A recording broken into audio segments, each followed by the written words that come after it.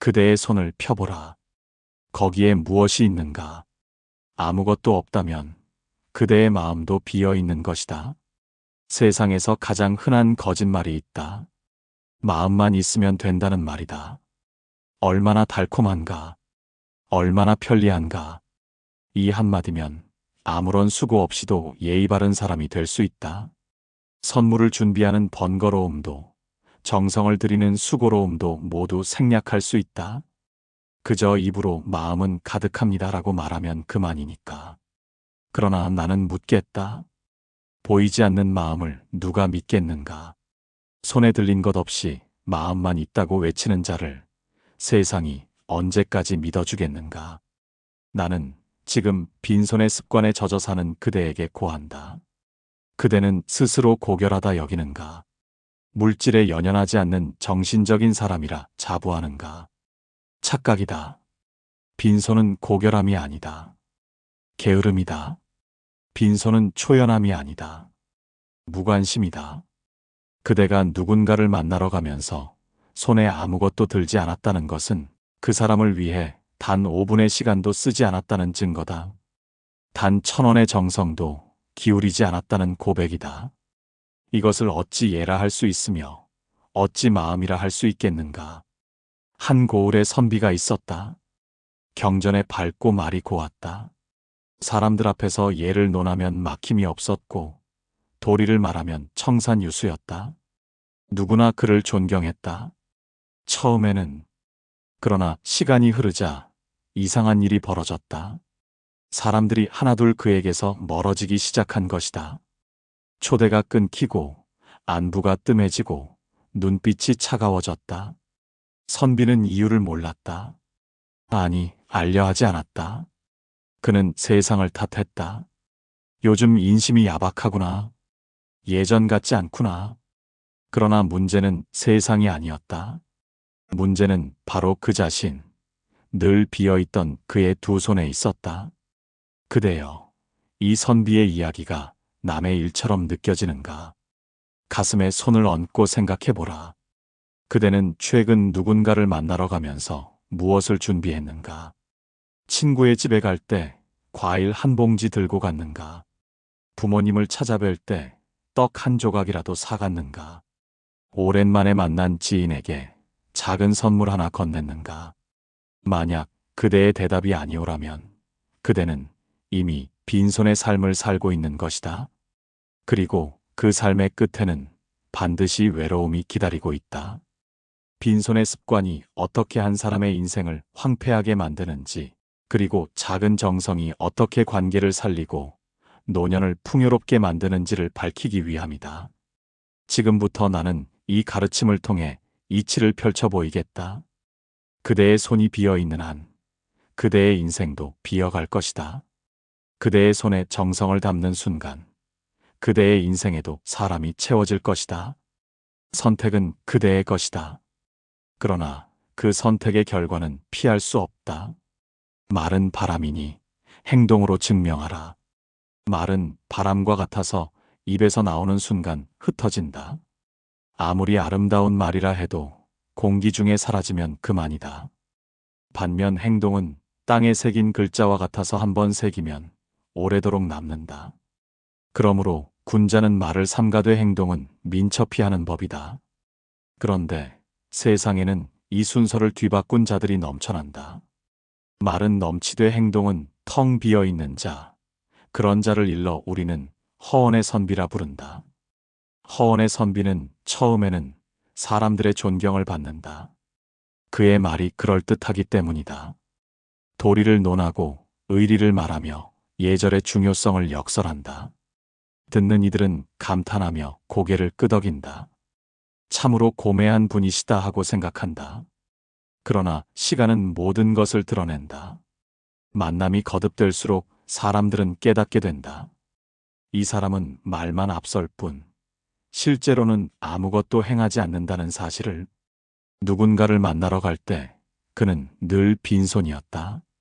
남의 집에 초대받아 가면서도 과일 한 봉지 들고 가지 않았다. 친구가 아플 때도 문병은 가되 위로의 선물 하나 없었다. 경조사에 참석해도 마음만 가져간다고 말할 뿐이었다. 처음에는 사람들이 이해했다. 형편이 어려우신가 보다 하고 생각했다.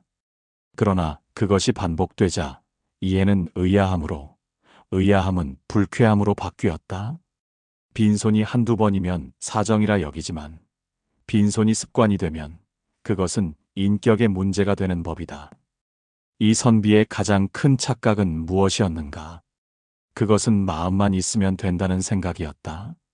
그는 늘 말했다. 물건이 무슨 소용이겠는가?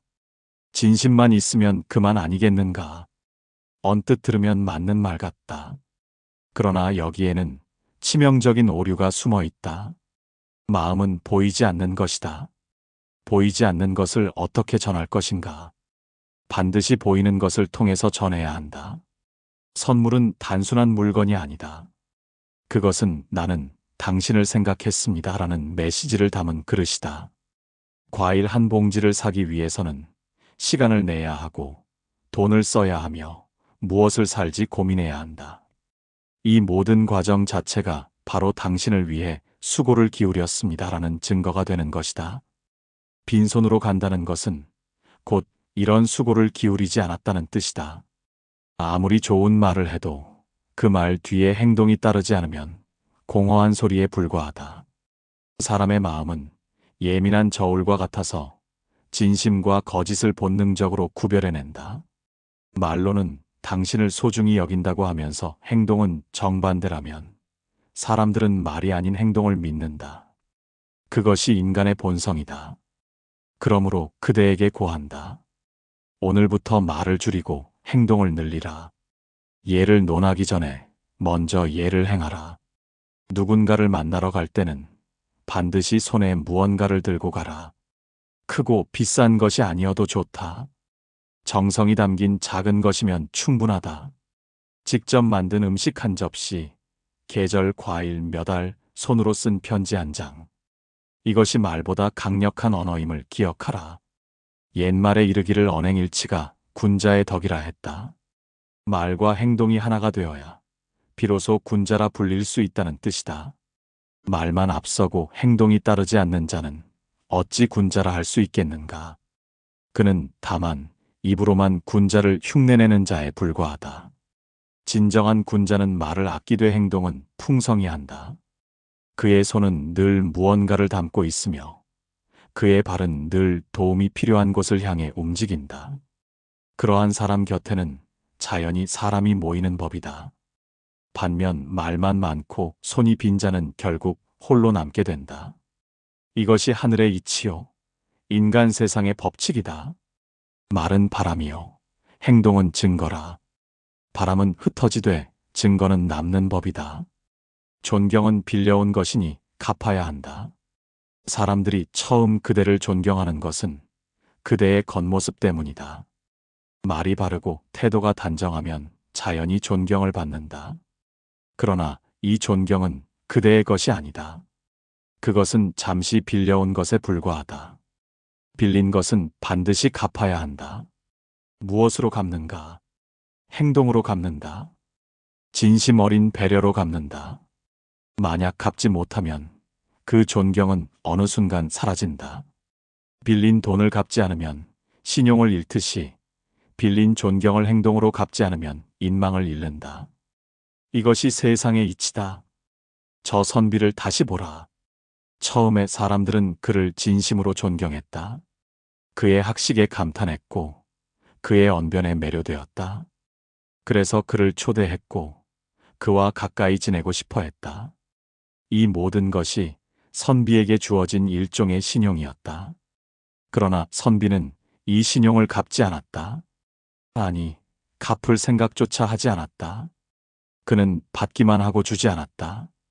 남의 집에 초대받아 가서 대접을 받으면서도 답례 한 번 하지 않았다. 도움을 받아도 감사의 표시를 물질로 전하지 않았다. 마음으로 감사하면 된다고만 생각했다. 그러나 마음만으로는 빚을 갚을 수 없다. 빌린 것은 반드시 보이는 것으로 갚아야 한다. 사람의 마음은 저울과 같다. 주고받음의 균형이 맞아야 관계가 유지된다. 한쪽에서만 계속 주고 다른 쪽에서는 계속 받기만 하면 그 관계는 반드시 기울어진다. 처음에는 기꺼이 주던 사람도 점점 지치게 되고 결국에는 마음의 문을 닫게 된다. 이것은 인색함의 문제가 아니다. 공정함의 문제다. 인간은 본능적으로 공정함을 추구한다. 주기만 하고 받지 못하면 불공정하다고 느끼게 되고 그 감정은 점점 쌓여서 결국 관계를 단절시킨다. 선비는 이 단순한 진리를 몰랐던 것이다. 더 깊이 생각해보자. 왜 사람들은 주고받음의 균형을 중요하게 여기는가? 그것은 존중과 연결되어 있기 때문이다. 내가 누군가에게 무언가를 주었을 때 상대방이 적절히 보답한다면 나는 이 사람이 나를 존중한다고 느낀다. 반대로 상대방이 아무런 보답도 하지 않는다면 나는 이 사람은 나를 당연하게 여긴다고 느끼게 된다. 선비가 빈손으로 다닌 것은 단순히 물건을 아낀 것이 아니었다. 그것은 상대방에게 당신은 내가 수고를 들릴 만큼 중요한 사람이 아니다라는 메시지를 보낸 것과 같았다. 물론 선비 자신은 그런 의도가 없었을 것이다. 그러나 의도와 상관없이 행동은 그렇게 해석되었다. 그대여, 지금 그대가 누리고 있는 존경과 호의는 어디서 온 것인가? 그것은 공짜로 주어진 것이 아니다. 누군가가 그대를 믿고 투자한 것이다. 그 투자에 보답하라. 누군가 그대를 밥자리에 초대했다면 다음에는 그대가 초대하라. 누군가 그대에게 호의를 베풀었다면 반드시 갚으라. 작은 것이라도 좋다. 중요한 것은 갚으려는 마음, 그리고 그 마음을 행동으로 보여주는 것이다. 받기만 하는 관계는 오래가지 못한다. 주고받는 관계만이 오래 지속된다. 빌린 존경은 반드시 행동으로 갚아야 한다. 갚지 않으면 존경은 경멸로 바뀌고 호의는 원망으로 변한다. 이것이 인간관계의 엄연한 법칙이다. 옛 성현의 가르침에도 이와 같은 뜻이 담겨 있다. 공자께서 말씀하시기를 스스로를 닦아 남을 편안하게 하라고 하셨다. 이는 자신의 수양만으로 끝나지 않고 반드시 남에게 베풀어야 함을 이르는 것이다. 또한 예를 알면서 행하지 않음은 예를 모르는 것과 같다는 가르침이 있다. 아는 것과 행하는 것은 하나가 되어야 한다. 존경을 받았으면 그에 합당한 행동으로 보답하고 호의를 입었으면 반드시 은혜를 갚아야 하는 것이다. 이것이 곧 군자의 길이요 사람다운 삶의 도리인 것이다. 존경은 빌려온 재물과 같으니 행동으로 갚지 않으면 파산하리라. 불편함은 소리 없이 쌓이는 법이다. 세상에서 가장 무서운 것은 소리 없이 쌓이는 것들이다. 먼지는 소리 없이 쌓이고 녹은 소리 없이 퍼지며 불씨는 소리 없이 자란다. 사람들 사이의 불편함도 마찬가지다. 누군가가 불편함을 느꼈다고 해서 당장 말하지 않는다. 대부분은 속으로 삼킨다. 이번 한 번은 그냥 넘어가자 생각한다. 그러나 그 불편함은 사라지지 않는다. 마음 한구석에 앙금처럼 남는다. 그리고 또다시 같은 일이 반복되면 그 앙금 위에 새로운 앙금이 쌓인다. 이것이 반복되면 결국 마음의 그릇은 넘치게 되고 그때가 되면 이미 돌이킬 수 없는 지경에 이른다. 선비의 주변 사람들이 바로 그러했다. 처음 선비가 빈손으로 왔을 때 사람들은 아무 말도 하지 않았다. 형편이 어려우신가 보다 하고 이해했다. 두 번째도 참았다. 깜빡 잊으셨겠지 하고 넘겼다. 그러나 세 번, 네 번이 되자 마음속에 작은 돌멩이가 생기기 시작했다. 이상하다. 매번 빈손이시네. 그래도 말하지 않았다. 예의 바른 사람들은 불편함을 직접 말하지 않는다. 대신 거리를 둔다. 만남의 횟수를 줄이고 대화의 깊이를 낮추며 서서히 멀어진다. 이것이 한국 사회에서 관계가 끊어지는 방식이다. 폭풍처럼 갑자기 끝나는 것이 아니라 안개처럼 서서히 희미해지다가 어느 순간 사라진다. 선비는 이 변화를 감지하지 못했다. 아니, 감지하려 하지 않았다고 보는 것이 더 정확할 것이다. 사람들의 눈빛이 조금씩 차가워지고 있었지만 선비는 그것을 보지 않았다. 초대가 줄어들고 있었지만 선비는 다들 바쁜가 보다 하고 생각했다. 안부 전화가 끊기고 있었지만 선비는 요즘 세상이 각박하구나 하고 탄식할 뿐이었다. 문제의 원인이 자신에게 있다는 것을 인정하고 싶지 않았던 것이다. 이것이 인간의 약점이다. 우리는 자신의 잘못보다 세상의 잘못을 탓하기 쉽다. 자신을 돌아보는 것은 고통스럽고 남을 탓하는 것은 편하기 때문이다. 그러나 현명한 자는 다르다. 현명한 자는 주변의 미세한 변화를 읽는다. 사람들의 눈빛에서, 말투에서, 행동에서 신호를 읽어낸다. 그리고 그 신호가 무엇을 의미하는지 성찰한다. 내가 무엇을 잘못했는가? 내 어떤 행동이 저들을 불편하게 했는가? 이렇게 자문하고 원인을 찾아 고친다. 이것이 군자의 수양법이다. 반면 어리석은 자는 이런 신호를 무시한다. 보고도 보지 않고 듣고도 듣지 않는다. 자신에게 유리한 것만 보고 불편한 진실은 외면한다. 그러다가 어느 날 갑자기 모든 관계가 끊어졌을 때 그제야 왜 이렇게 됐지 하고 의아해한다. 하지만 그때는 이미 늦은 것이다. 그대에게 권한다. 지금 그대 주변을 돌아보라. 예전에는 자주 연락하던 사람들이 뜸해지지 않았는가? 예전에는 따뜻했던 눈빛이 식어가고 있지 않은가? 만약 그렇다면 반드시 원인이 있다. 그 원인을 찾아라. 그리고 늦기 전에 바로잡아라. 작은 불편함은 금방 풀린다. 진심 어린 사과 한마디, 정성 어린 선물 하나면 충분하다. 그러나 오래 쌓인 불편함은 쉽게 풀리지 않는다. 감정의 앙금이 굳어버리면 녹이기가 힘들다. 그러니 쌓이기 전에, 굳어지기 전에 조치를 취해야 한다.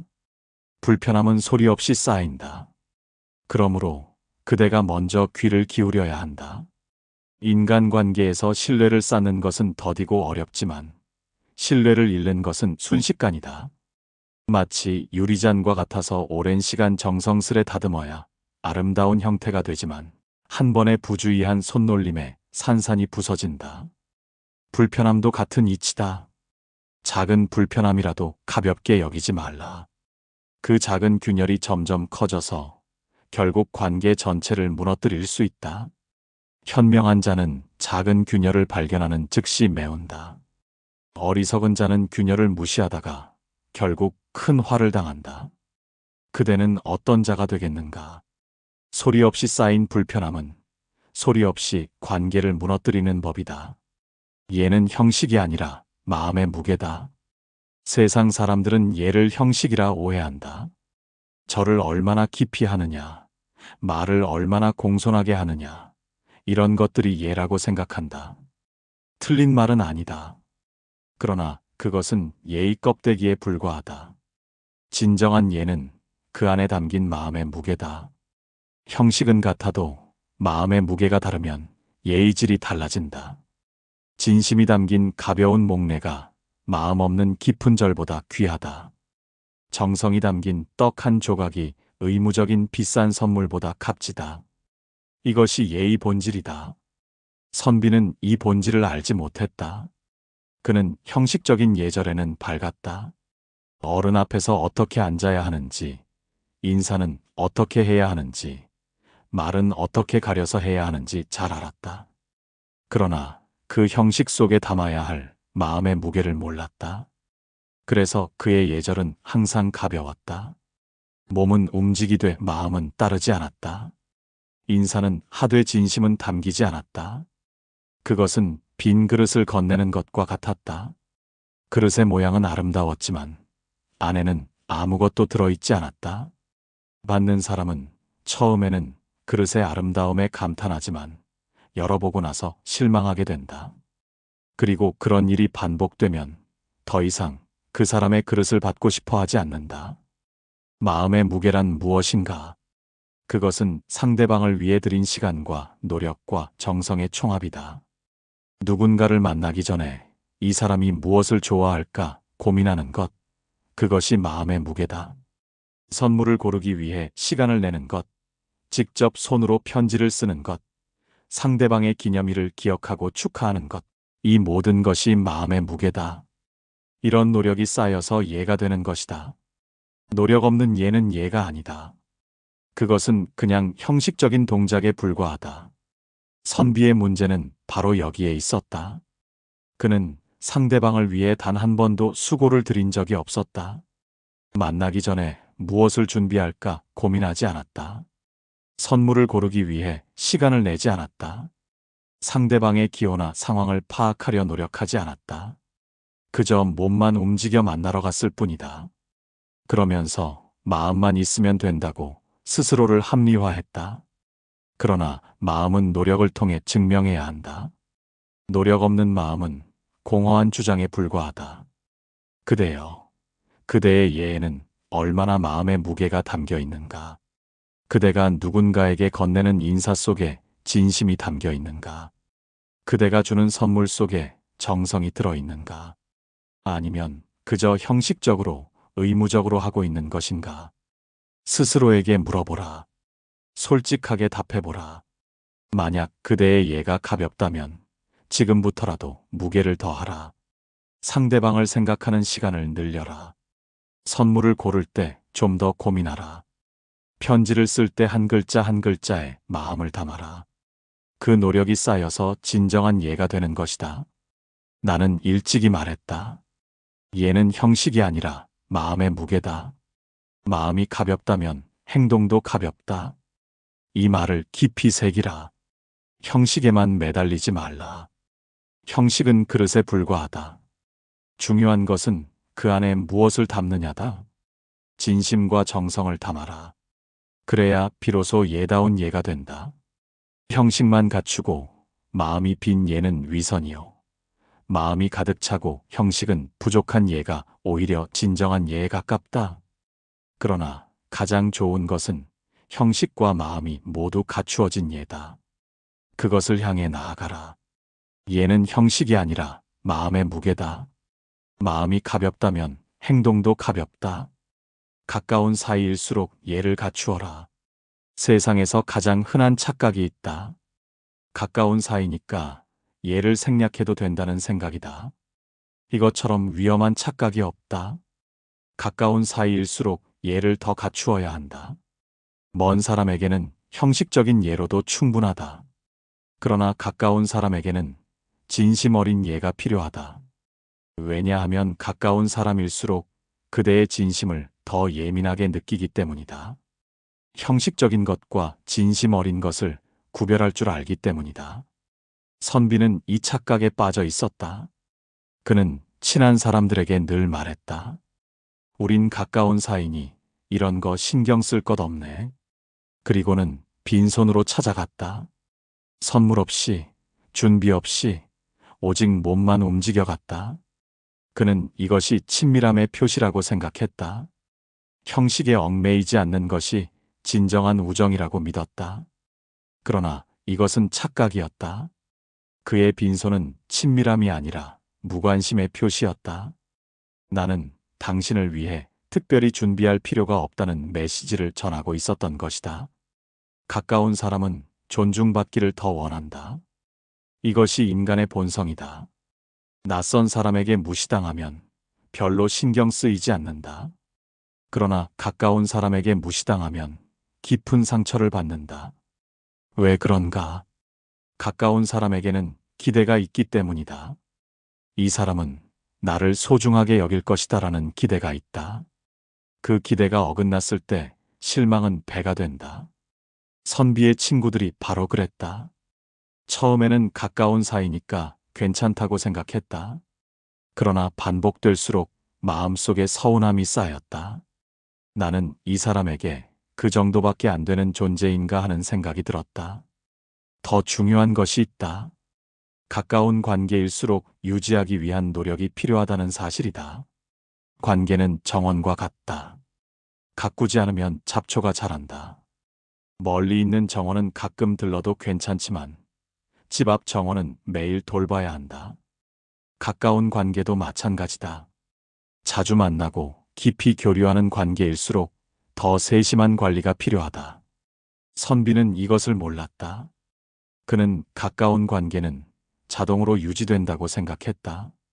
한번 맺어진 인연은 노력 없이도 지속될 것이라 착각했다. 그래서 아무런 노력을 기울이지 않았고 결국 그 관계들은 하나둘씩 시들어갔다. 그대여, 그대의 가까운 사람들을 생각해보라. 배우자, 부모, 형제, 오랜 친구들. 그대는 그들에게 얼마나 예를 갖추고 있는가? 가까우니까 괜찮겠지 하고 생략하고 있지는 않은가? 생일이나 기념일을 잊고 지나치지는 않았는가? 만날 때마다 빈손으로 가지는 않는가?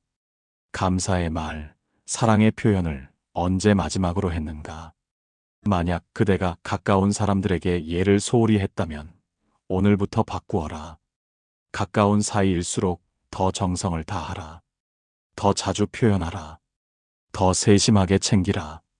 가까운 관계를 당연하게 여기는 순간 그 관계는 무너지기 시작한다. 당연한 관계는 세상에 없다. 모든 관계는 노력으로 유지되는 것이다.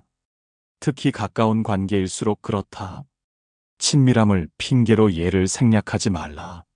오히려 친밀함을 이유로 예를 더 갖추어라.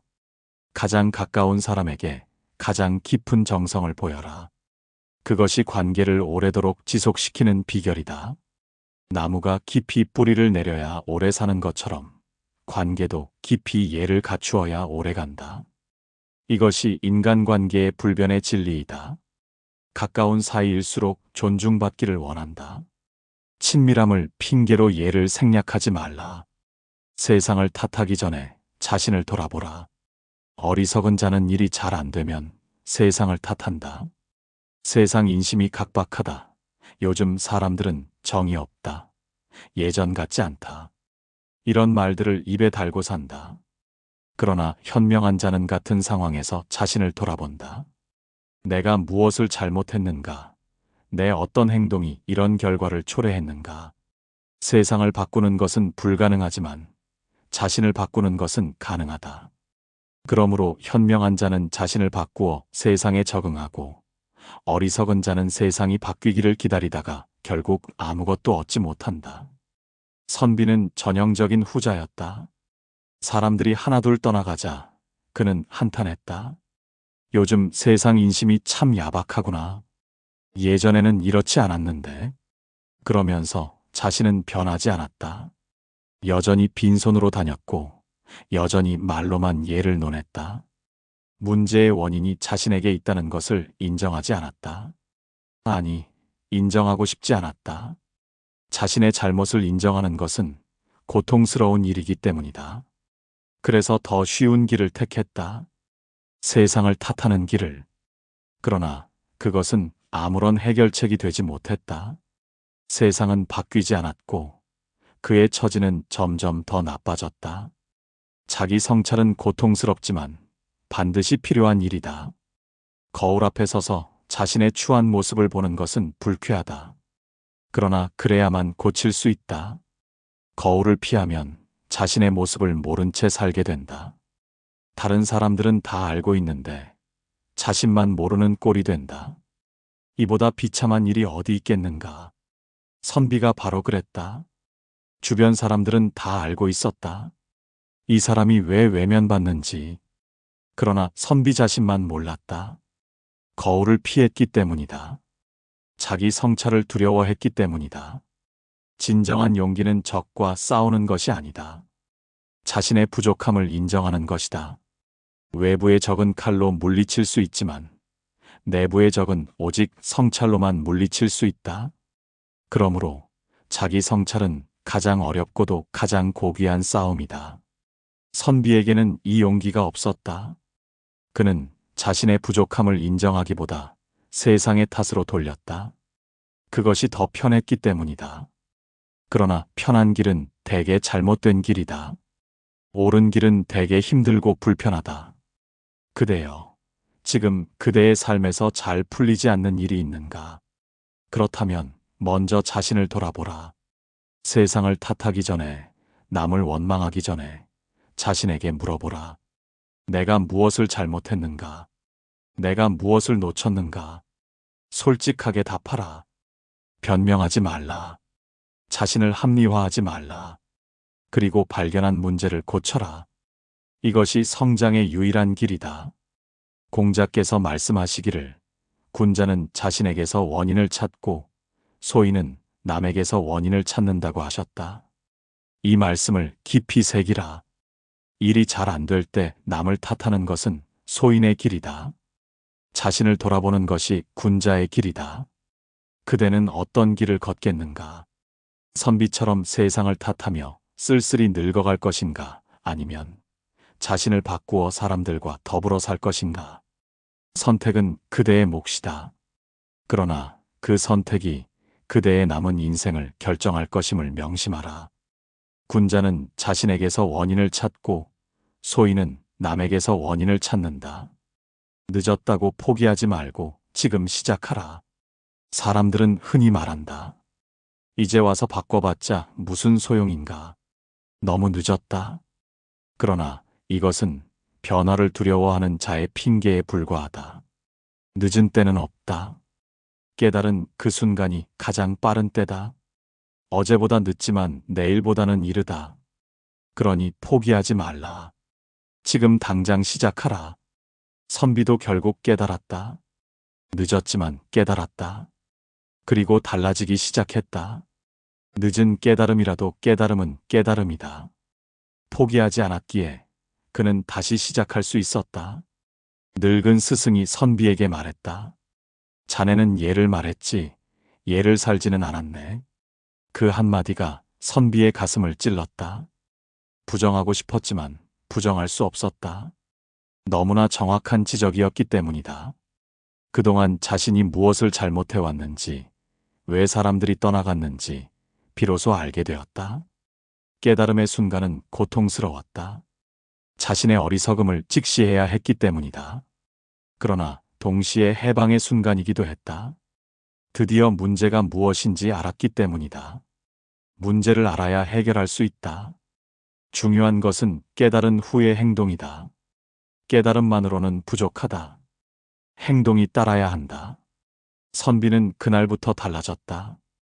누군가를 만나러 갈 때 더 이상 빈손으로 가지 않았다. 과일 한 봉지를 들고 갔다. 떡 한 조각을 준비했다.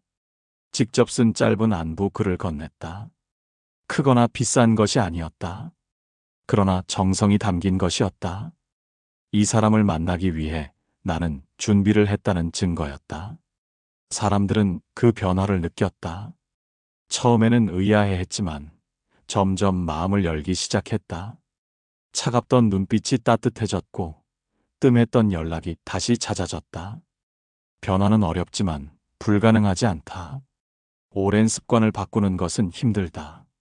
그러나 결심하고 노력하면 반드시 바뀔 수 있다. 중요한 것은 꾸준함이다. 한두 번 하고 그만두면 소용없다. 꾸준히 지속적으로 해야 한다. 그래야 습관이 된다. 선비도 처음에는 어색했다. 선물을 준비하는 것이, 마음을 표현하는 것이 익숙하지 않았다. 그러나 반복하면서 점점 자연스러워졌다. 그리고 어느새 그것이 그의 새로운 습관이 되었다. 그대여, 지금 그대의 삶에서 바꾸어야 할 것이 있는가? 고쳐야 할 습관이 있는가? 그것이 무엇이든 이제 와서 늦었다고 생각하지 말라. 지금 시작해도 충분하다. 아니, 지금 시작해야 한다. 미루면 미룰수록 더 늦어진다. 오늘이 그대 남은 인생에서 가장 빠른 날이다. 내일은 오늘보다 늦고 모레는 내일보다 늦다. 그러니 지금 시작하라. 작은 것부터 시작하라. 완벽할 필요 없다. 일단 시작하는 것이 중요하다. 나무는 심은 지 10년이 되어야 그늘을 만든다고 한다. 그렇다면 그늘이 필요한 사람은 언제 나무를 심어야 하겠는가? 바로 지금이다. 10년 전에 심었다면 가장 좋았겠지만 그때 심지 못했다고 해서 영원히 안 심을 수는 없다. 지금 심으면 10년 후에는 그늘이 있다. 안 심으면 10년이 지나도 그늘이 없다. 인생도 마찬가지다. 지금 변화를 시작하면 10년 후에는 달라진 삶을 살 수 있다. 시작하지 않으면 10년이 지나도 지금과 같다. 선택은 명확하다. 지금 시작하라.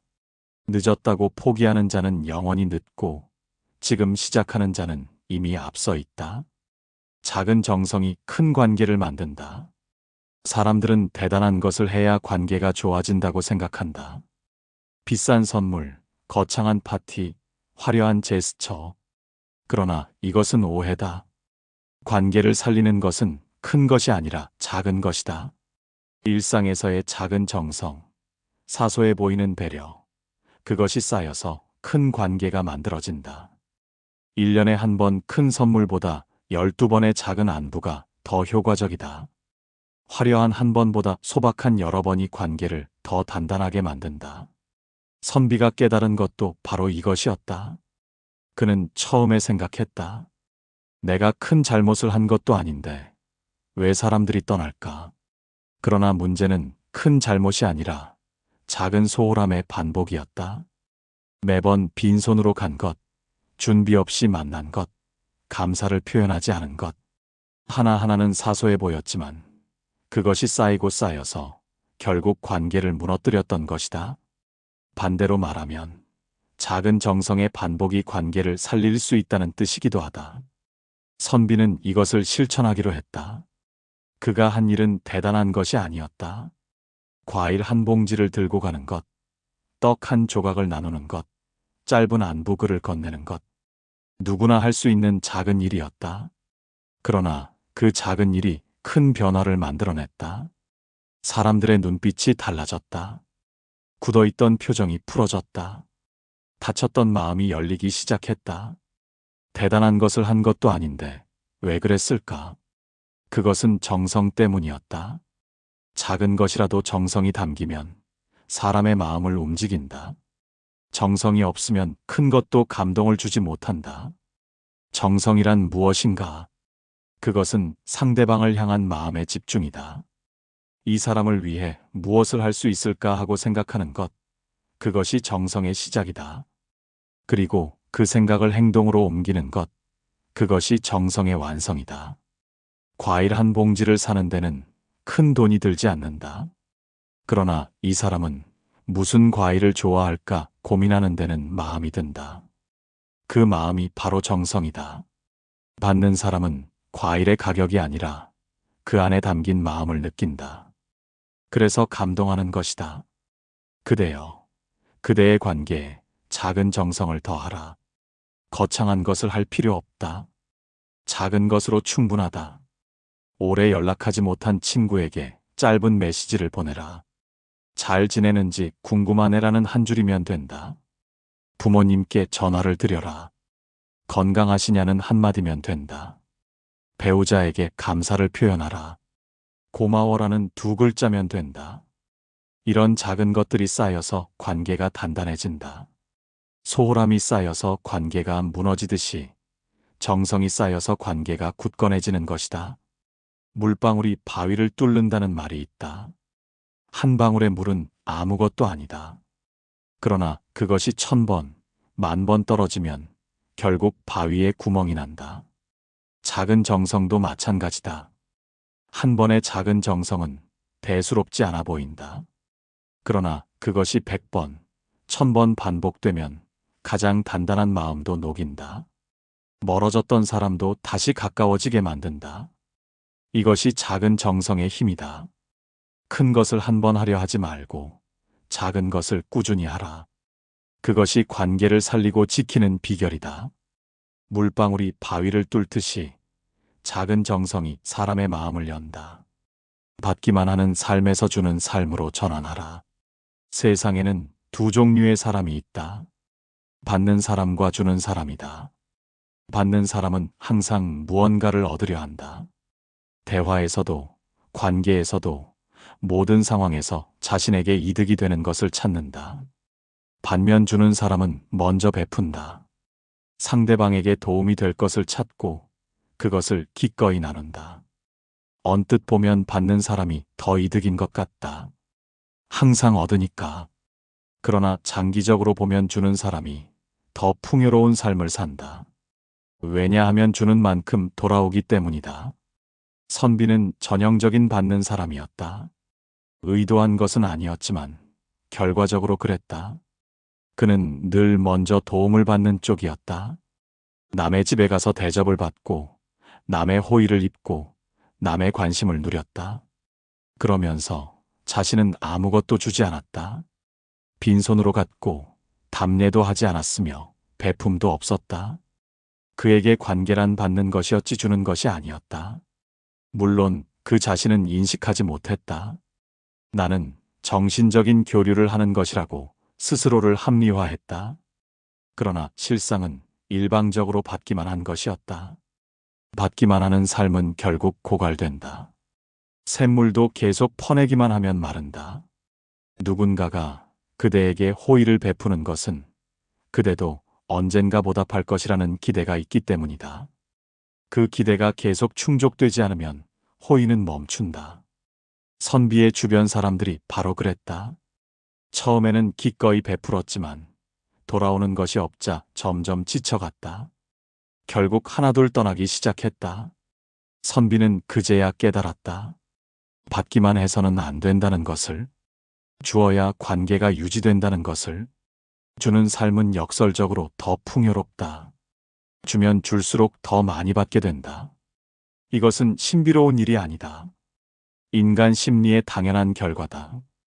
누군가가 나에게 베풀면 나도 그에게 베풀고 싶어진다. 이것이 호혜성의 원리다. 주는 사람 주위에는 자연히 주려는 사람들이 모인다. 그래서 주는 사람은 결국 더 많이 받게 된다. 반면 받기만 하는 사람 주위에는 아무도 모이지 않는다. 누가 일방적으로 빼앗기고 싶겠는가.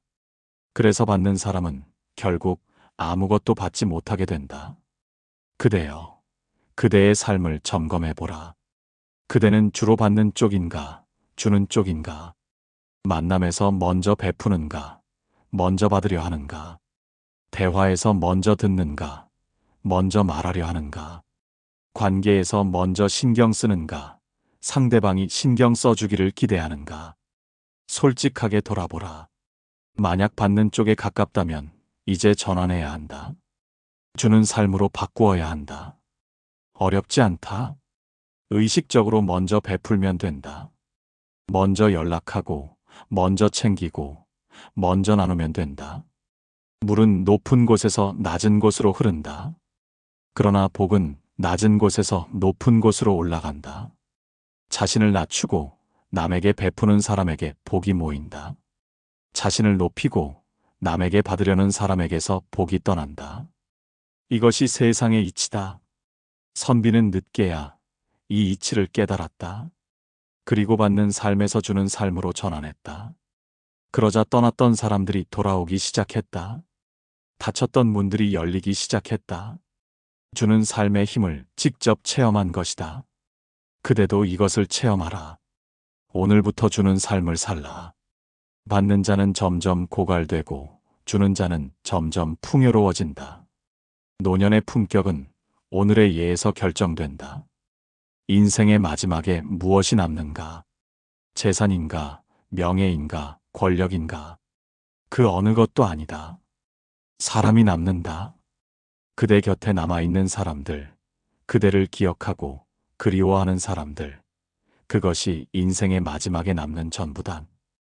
재산은 자식에게 빼앗길 수 있고, 명예는 세월에 잊힐 수 있으며, 권력은 힘과 함께 사라진다. 그러나 사람은 다르다. 진심으로 맺어진 관계는 끝까지 남는다. 그러므로 노년을 풍요롭게 만드는 것은 돈이 아니라 사람이다. 노년에 사람이 남으려면 젊을 때부터 예를 갖추어야 한다. 씨를 뿌리지 않고 열매를 거둘 수 없듯이 예를 쌓지 않고 관계를 얻을 수 없다. 젊을 때 빈손으로 다닌 사람은 늙어서 외로워진다. 젊을 때 정성을 다한 사람은 늙어서 사람에 둘러싸인다. 이것은 인과응보가 아니다. 당연한 결과다. 내가 베푼 만큼 돌아오고 내가 소홀히 한 만큼 떠나간다. 단순하지만 냉엄한 법칙이다. 선비의 말년을 상상해보라. 만약 그가 변하지 않았다면 어떻게 되었을까? 찾아오는 이 없는 쓸쓸한 방에서 홀로 지새는 밤들, 명절에도 울리지 않는 전화, 아무도 기억하지 않는 생일. 이것이 빈손으로 살아온 자의 노년이다. 그러나 선비는 변했다. 늦게나마 깨닫고 작은 정성을 쌓기 시작했다. 그 결과 그의 노년은 달라질 수 있었다. 방문하는 사람들, 안부를 묻는 전화들, 함께 밥을 먹는 옛 친구들. 예를 쌓은 자의 노년이다. 노년의 품격이란 무엇인가? 그것은 주름진 얼굴이나 흰 머리카락이 아니다. 곁에 있는 사람들의 숫자와 질이다. 늙어서 혼자인 것은 슬프다. 그러나 더 슬픈 것은 혼자가 된 원인이 자기 자신에게 있다는 것이다. 젊을 때 베풀지 않았기에 늙어서 외면받는다. 젊을 때 소홀히 했기에 늙어서 잊힌다. 이 비극을 피하고 싶다면 지금부터라도 예를 쌓아야 한다. 그대여, 그대의 노년을 생각해보라. 20년, 30년 후의 그대를. 그때 그대 곁에는 누가 있겠는가? 지금 그대가 어떻게 사느냐에 따라 그 답이 달라진다. 지금 정성을 다하면 그때 사람이 있다. 지금 소홀히 하면 그때 고독이 있다. 선택은 그대의 것이다. 그러나 그 선택의 결과는 피할 수 없다. 인과의 법칙은 누구도 비껴갈 수 없다. 그러니 현명하게 선택하라. 오늘의 작은 예가 내일의 큰 관계가 된다. 오늘 뿌린 씨앗이 노년의 열매가 된다. 나는 일찍이 말했다. 예를 지키는 자 곁에는 사람이 남고 예를 잃은 자 곁에는 고독이 남는다. 이 말을 가슴에 새기라. 그리고 오늘부터 실천하라. 빈손으로 다니는 삶은 편하다. 준비할 것이 없으니까. 그러나 그 끝에는 사람이 없다. 정성을 다하는 삶은 번거롭다. 신경 쓸 것이 많으니까. 그러나 그 끝에는 사람이 있다. 편한 길을 택할 것인가? 풍요로운 길을 택할 것인가? 그대의 노년이 여기에 달려 있다. 지금 결정하라. 그리고 지금 시작하라. 예를 지키는 자 곁에는 사람이 남고 예를 잃은 자 곁에는 고독이 남는다.